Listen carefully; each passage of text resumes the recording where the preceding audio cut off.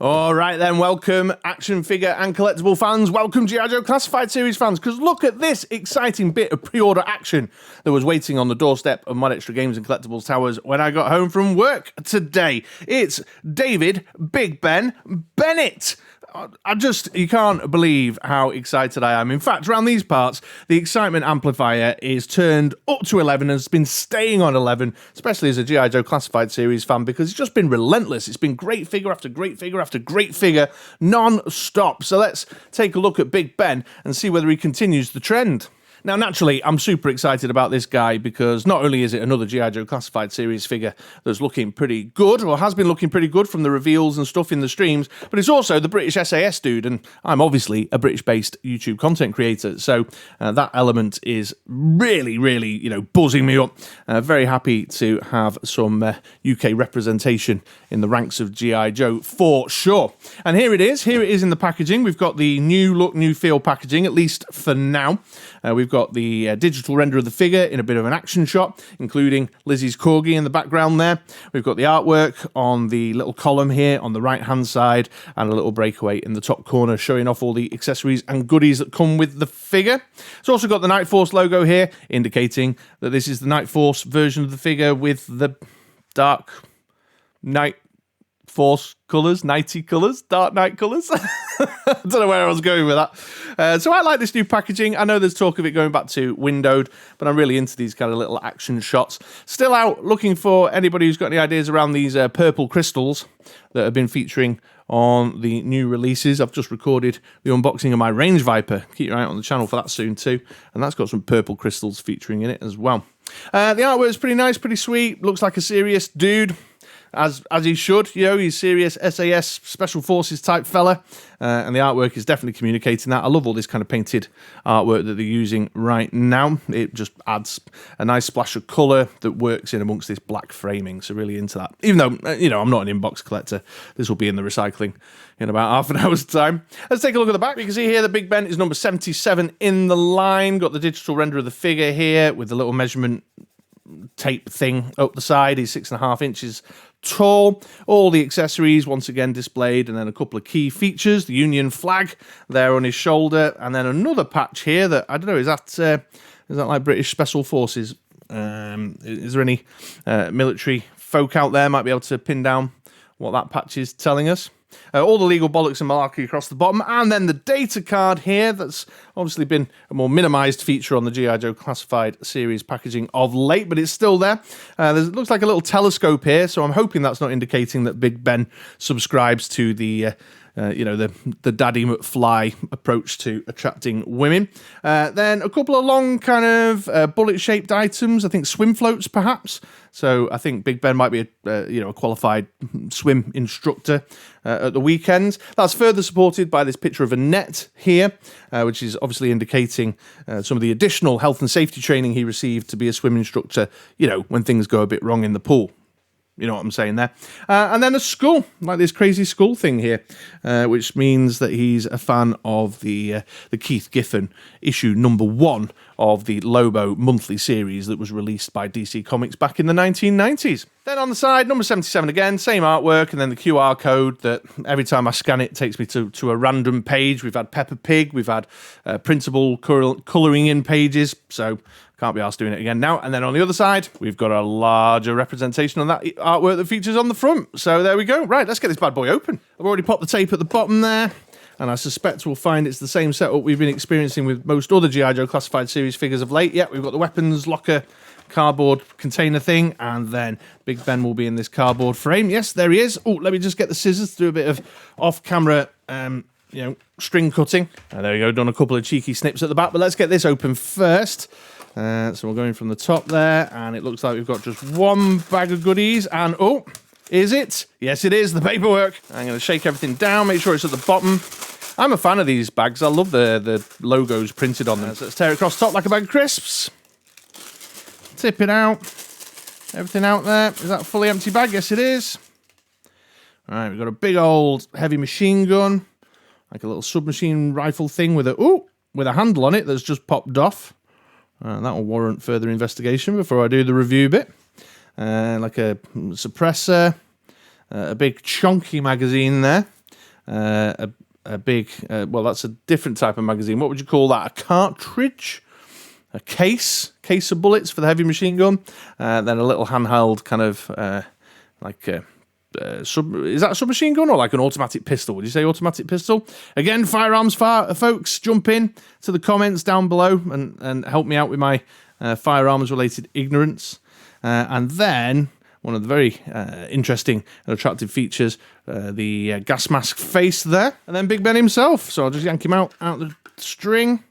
Got that really cool artwork featuring at the back of the cardboard frame there. I'm loving that touch. There we are, boys and girls. Here is Big Ben in all his Night Force SAS kick-ass glory with all his weapons and goodies. So, as usual now, I'm going to go away and get hands-on with the figure, get some man-child playtime in, take some photos, do some recording, do one of my little 1 minute showcases, all that kind of stuff. Just get some experience in with the figure, and then I'll be back to share my review thoughts in a couple of days' time. So stick around now. That's the unboxing done. I'm going to kick the review off from Future Chris in 3, 2, 1. All right then, folks, here we go. Here is Big Ben, and it's time to move into the review section of the video. So I hope you're nice and comfy because we ain't done yet. It's been a fair few days since I recorded the unboxing section of the video that you have just watched. I've been good and hands-on with Big Ben here. I've had him out in my G.I. Joe classified display, posing him up, getting him mixed in amongst the other members of the Joes, took a few photos, did a little 1 minute short vid that will be posted sometime after this review goes up, and now I'm ready to share some review thoughts. So, if you're new around these parts, let me just read you in. A MoDXtra Games and Collectibles review is made up of 3 additional sections that I call the 3 A's. The first A is aesthetic, so I'm going to talk about how he looks. Let's get into sculpting, let's get into paint applications, textures, all that good stuff. What's the visual experience with the figure? Then into the second A, which is the articulation. Let's talk about how he moves, how posable is he, what's the world of possibility in that space there. And then finally, the third A is accessories and added value. What are all the goodies that have been chucked in that can enhance our play experience, our photography experience, our display experience to make it as complete a package as possible? And with all that said and done, it's my hope that by sharing my thoughts with you today, if you're thinking about picking up a Big Ben of your own, well, I'll help you make your mind up. So let's not dilly-dally around, let's get stuck in, let's talk about the aesthetic. And as always, folks, I've brought Big Ben nearer to the camera so that we can conduct a closer inspection of the visual qualities, of the visual elements of the figure. And I'm going to call it out right up the top. Super happy with the aesthetic qualities of this figure. Lots to like and enjoy. It's up to the usual G.I. Joe classified standard, and I'm sure you'll agree, getting up close and personal with the figure, you can see all the good stuff that's standing out to me too. The head sculpt is an absolute belter. Look at that. All the features there are really well defined, really well sculpted. I'm loving the extra little paint applications. He's got obviously the facial features in terms of the lips and the eyes and the eyebrows, but then of course the face paint across his face there.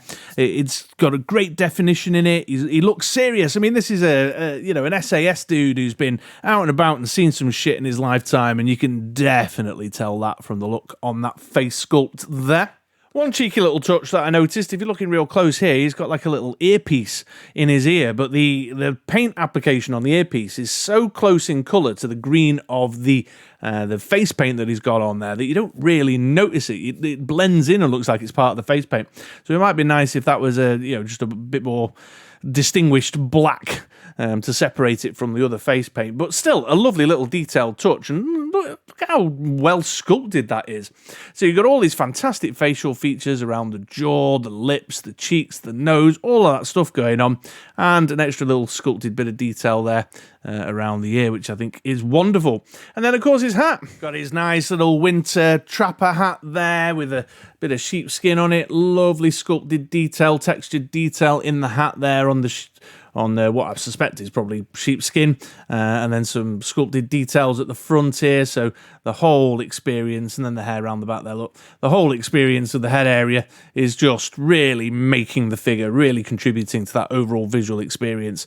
It's definitely the first thing that draws my eye to Big Ben, and may well do the same for you. Let me know in the comments down below.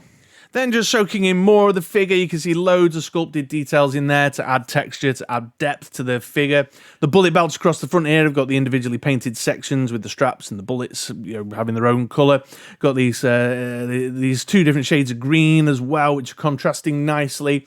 All the buttons and flaps on his big jacket there, sculpted in too, and the usual G.I. Joe classified trousers texture is in place, all just adding to the experience there. It's awesome, loving it. And then, of course, on both his shoulders, we've got the Union flag there painted on, although, got to admit, the paint applications are a little bit wobbly there on the old Union flag, but he's a good, handsome boy from Blighty, is our Big Ben, and he's telling the world about it.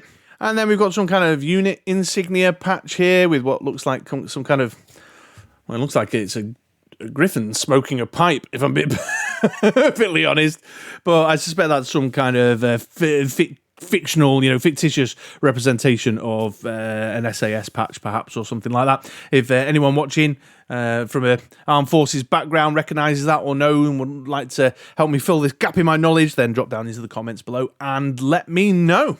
This bullet belt, by the way, across the front, just in case anyone's curious, you can get it off him. It's a bit of a faff and a fiddle, and it took me ages to get it off and then ages to get it back on again. So you'll excuse me if I don't demonstrate that element in the video. But underneath here, you've got a lovely, well-sculpted collar, and you can see the zips up the top there as well, which is really nice. We've got a G.I. Joe classified belty over skirty bit here. This has been aesthetically bothering me a little bit. So unlike Snow Job, if you saw my Snow Job review, I was quite pleased with the way that kind of seamlessly kind of came down to keep that line so that it was hanging over the top of the trouser line here. This one is a bit of a fiddle. When I do stuff with the legs, when I've had him in poses, it slides up and I have to keep trying to slide it down. It's very tight fitting on the body, so it's quite difficult to move, and it just looks a bit janky to me sometimes, but I think that's just a horses for courses type thing.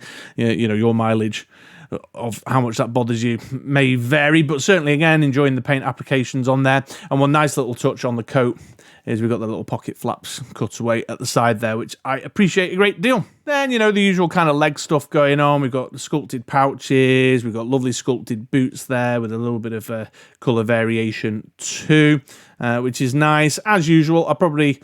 the same kind of wish list item is that just a little bit more paint application work went into the buckles and straps on some of these extra sections here, but overall it's not too bad at all.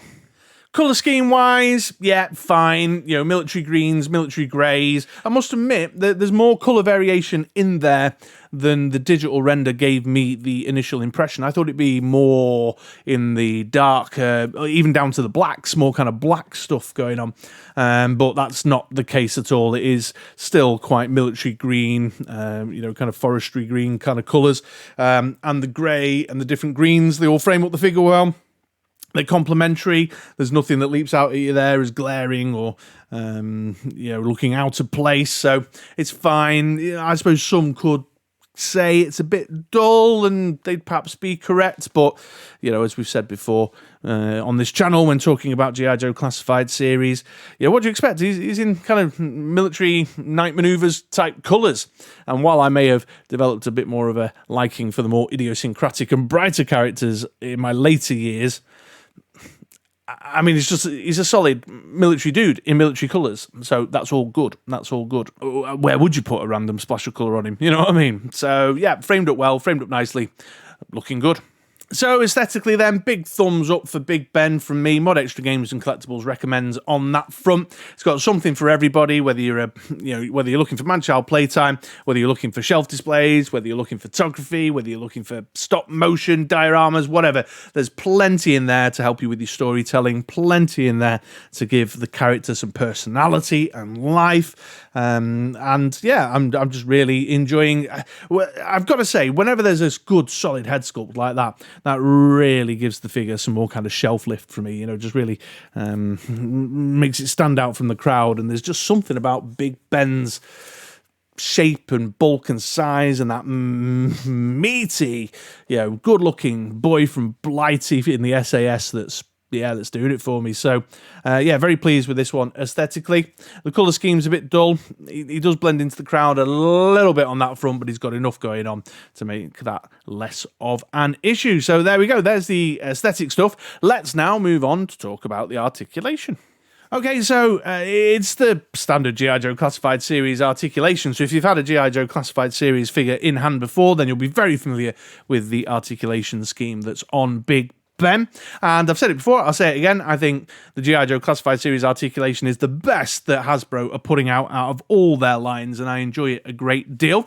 But if this is your first time today ever seeing a G.I. Joe Classified Series figure, then I'll quickly whip you through the key highlights, and I'll start above the shoulders. So in the head there, we've got the ball at the top of the neck, which is giving you good up, good down, got some tilt, full exorcist swivel, it's all going on there, plenty of movement, wide range of motion for any type of kind of action posing, dynamic action posing that you want to do with Big Ben. Moving down into the shoulder area, swivel all the way round, hinge in the shoulders to give you the full T, and a butterfly joint there at the top of the shoulder, giving you some shuffle and some nice rotation. Got the swivel at the top of the bicep and tricep there, pinless double elbows, getting you all the way up to here. Then the standard pegged wrist joints, which can give you all the swivel. And then on the right hand, we've got a hinge in forward and backwards.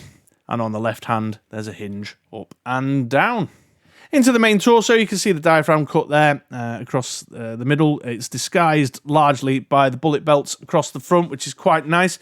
You got decent crunch forward, decent angling back. This bullet belt straps across the front do restrict it a little bit, but not a great deal, to be fair. There's a swivel in the waist, which is obviously disguised also by this the belty skirty bit. So you've got a range of motion like so. Standard G.I. Joe Classified drop-down joint in the groin, although mine's a little bit gummy still, but it's there, giving decent forward. All right, back. Obviously some element of restriction being caused by the belt skirty bit of his coat there. A fairly decent Russian ballet dancer there, look. We've got a swivel there at the top of the thigh. A double pinless knee that will get you up to there. Swivel here at the top of the boot. And then the hinge and rocker in the ankle area. Although one observation there, my ankles, the hinges are a bit loosey-goosey on mine, which has meant he's been a little bit of a toppler if I don't quite get those lined up nicely. There's still some resistance in there, so he stands independently, but I just have to be a little bit careful. I'll get around to tightening them up soon enough. So, clearly it's another thumbs up from MoDXtra Games and Collectibles there when it comes to Big Ben. Always very happy with the G.I. Joe Classified Series articulation. A little bit of restriction due to the bullet belt and the coat skirt thing, and the QC on the ankles to be mindful of. As I mentioned before, the ankles may just be mine, as my particular edition of this figure as it came off the production line. Other experiences may vary, but overall, I'm always very happy with the G.I. Joe Classified Series articulation, and I'm getting nothing less with Big Ben here, so yeah, gotta give it a thumbs up. Okay, time to move into the accessories and added value, and I'm going to begin with this head swap for Big Ben. Look at this, a hooded gas masked up head swap, which looks amazing. Got these great little kind of paint applications here, the metallic shiny metal paint on the eyes, nice texture and detail in the hood, just look at that, and all the sculpted detail in the gas mask. Really interesting choice for a head swap there, but definitely got a strong narrative storytelling vibe there that you can bring to your character. Now this is an interesting head swap because the swap happens at the base of the neck rather than at the top of the neck. So when you pop his head off there, you can see it comes neck and all, and then you can just pop the gas mask head on like so.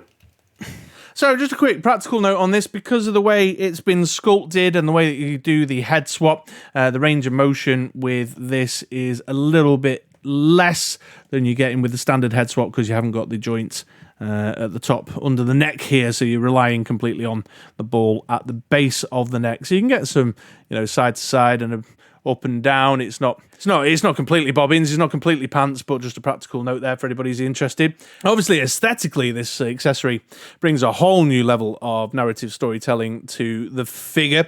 I mentioned in one of my photos on Instagram when I was taking some early pickies with Big Ben a couple of days back that the inclusion of a hooded gas masked head really adds an interesting kind of very intense, gritty vibe to the character and to the G.I. Joe Classified series line as a whole. Just like something super real in a sort of dark way. And I'm not saying this is necessarily a bad thing.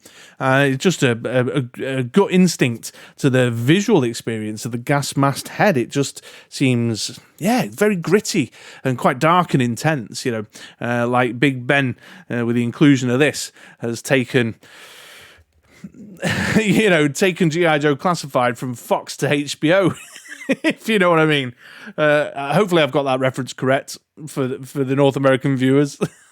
I think I'm about right there. Very gritty, interesting vibe, whole other aesthetic experience with the head swap. A tremendous piece of added value there. And as I say, lots of storytelling potential. The rest of the accessory selection, as far as Big Ben goes, is weaponry. This dude is tooled up. We'll start with his little machine pistol here. I think that's a machine pistol, or maybe it's like a little submachine gun. Again, I'm not a firearms guy. It's in this kind of lighter grey plastic, single, sculpted piece of plastic there. Nice sculpted details in the weapon. Got this little extra long magazine sticking out there. Handles, you can see the mechanisms around the chamber and stuff. That's all nice.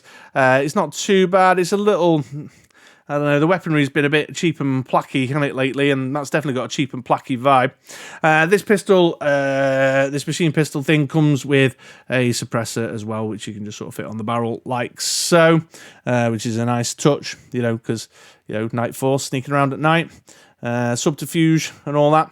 Is good. And both of these have got areas on the figure where they can be stored. The machine pistol fits in this holster on the thigh there, like so. Nice tight fit. And the suppressor fits into this little circular bracket on the back of his belt there. Then we've got what I think is a more traditional submachine gun, or shorter, stubbier rifle. It's a bit of a funny weapon, this one, actually. I noticed it's got this kind of two-barrel thing, like you'd have with a shotgun, but it's obviously magazined up and geared up like a rifle or a submachine gun. So again, any of the firearms folks watching the vid want to help me fill some gaps in my knowledge around this one, I'd be welcome to have your comments to fill that gap in my knowledge there. But yeah, again, single sculpted piece of this grey plastic here. It's a little bit rough around the edges, if I'm being honest. So you can see some kind of moulding lines on the base of the handle there. This little fold down hand front grip is very loose on that clip. It falls off a lot, and mine doesn't swing up to sit flush. Oh, in fact, there you go. Demonstration right in front of your very eyes there, folks. So I've kind of been keeping it in the downward angle. You got the magazine as well, the loose magazine, which you could fit into there like so. There's nowhere to store the rifle on Big Ben when not in use, but you can store the spare magazine. There's a little pouch at the back here, just there. So you can pop the magazine in like so. So, a little bit underwhelmed by that. It's just a little rough around the edges there with these little moulding lines on it and the loose handle at the front. And it's just a bit of an odd-looking weapon. I don't really know what it's supposed to be or what it's supposed to achieve, but it does the job well enough. The main event, of course, is the light machine gun here. Big old beast of a rat-a-tat-tat. Again, single moulded piece of plastic there. Again, rough around the edges. You can see where it's come off the sprue. At the factory, at the production line, and there's a few other bits that are a bit wobbly and rough around the edges, like the handle here. Look at that. It's just dead loosey-goosey, dead flimsy, and it's started to show some stress marks already on the front here. The barrel's a bit wobbly. I've noticed that this is a bit wibbly-wobbly as well. See, look at that motion there, And again, I've got some stress marks in here, so it's a bit of a flimsy gun. So even though it looks great and the aesthetic suits the kind of character and personality of Big Ben, it's not a great gun. We've got the bipods here as well. They fold out like so. And then you've got the massive bullet belt feeding cartridge that clips on at the bottom there. You can see it just slides into that groove with a little peg to hold it in place. And then you just got to make sure your little bullet belt feeder bit goes into the actual, entry section on the gun there. So the accessory selection is all right. I think it's an experience of highs and lows here with Big Ben.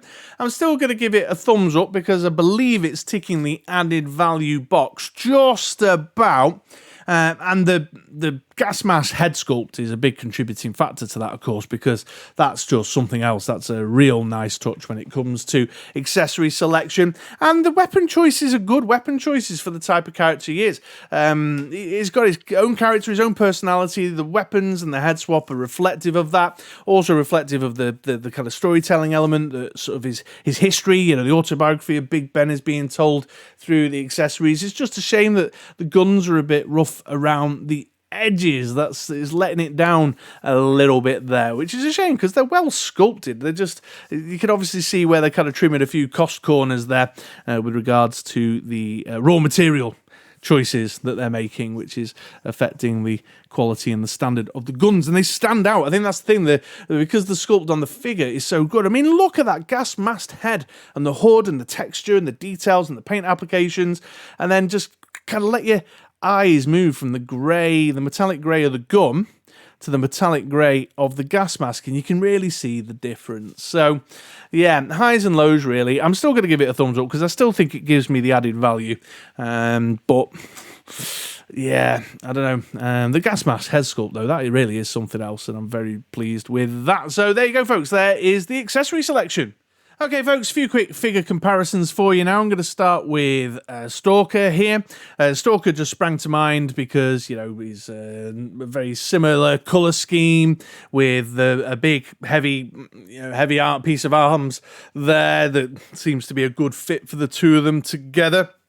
I was also thinking about Stalker because he's obviously got his little submachine gun storage backpack thing, which I feel like Big Ben could have possibly done with for his submachine gun. So, yeah, so two heavy gunner dudes there. Seems to be a nice match, a nice uniformity to them. While I'm on the subject of heavy gunners on the Joe team, here he is with Rock and Roll, another heavy arms dude there. I just feel like Rock and Roll and Stalker actually have just got the better deal when it comes to the quality of the gun, although Rock and Roll's is a bit flimsier and a bit more wibbly wobbly like Big Ben's is, but the uniformity in the colours don't tie together very well. So if you're looking for a nice uniform look, they're not quite as strong a match as, say, Stalker and Big Ben are. Here's Big Ben with the new Range Viper, which came at the same time as Big Ben, in fact, and keep your eye out on the channel in the next few days for the Range Vipers review as well. One observation I made the other day when I was taking some pictures for my Instagram was that the Range Viper is also got a kind of gritty, kind of dark edge to it, even though it is more brightly coloured and could be argued is more gritty in terms of original tone, with them both actually being kind of goofy DIC cartoon era characters. This whole kind of skull sculpted ballistic mask thing going on with the Range Viper and the weapons selection. I don't know, yeah, they're just right pair of gritty bastards, aren't they? Look at them. So yeah, keep it out for the review of that one coming soon, but I always like to throw a villain in the mix of the comparisons as well. And here's Big Ben with Snowjob, another new addition to the G.I. Joe Classified Series collection here at MoDXtra Games and Collectibles Tower. Snowjob's here because he's another newbie, but they've also got this similar kind of coat sculpt thing going on. Perhaps you can see the difference. I feel like the Snowjob one was just a bit better executed than Big Ben's there, but they are both suffering from kind of floppy, droopy gun syndrome there. They're both experiencing a similar issue on that front, and they just need to figure out how to handle their rifles better, I suppose. Okay then folks, well here's Big Ben making his way around on the turntable. This is the pose I kind of landed on. I've sort of been chopping and changing with the machine pistol in that other hand there. I need to get round to tightening up those ankle joints because they're affecting the range of possibility as to what I'm comfortable with on the shelf. If I don't get it quite right, he has a habit of sort of, toppling forward. There you go. Can't quite get the centre of gravity right without the necessary resistance there. But overall, yeah, very happy with Big Ben. Very, very happy with Big Ben. Obviously, I was excited to have this one, as I mentioned in the unboxing section, because it's great to see the British Joe, the UK originating Joe, on the team and having him in hand with the Union flag pride of place on his shoulder there. So that's awesome, as a UK-based content creator. But just continues the trend of well-sculpted, good textures, nice narrative storytelling elements to the figure. Lots to love and enjoy. The top-notch head sculpt, which I think, aside from a couple of blips, they seem to be doing pretty good with of late. And aside from a few QC-ish issues, which is just typical of Hasbro in general at the minute, like the choice of materials for the weaponry and the loosey-goosey joints in the ankles there, I've got very little to complain about. I've been enjoying comboing him up with different Joes from the collection. I've been enjoying playing around with some shelf displays and seeing how he could fit in. I think I probably am going to keep him with Stalker, as I mentioned before.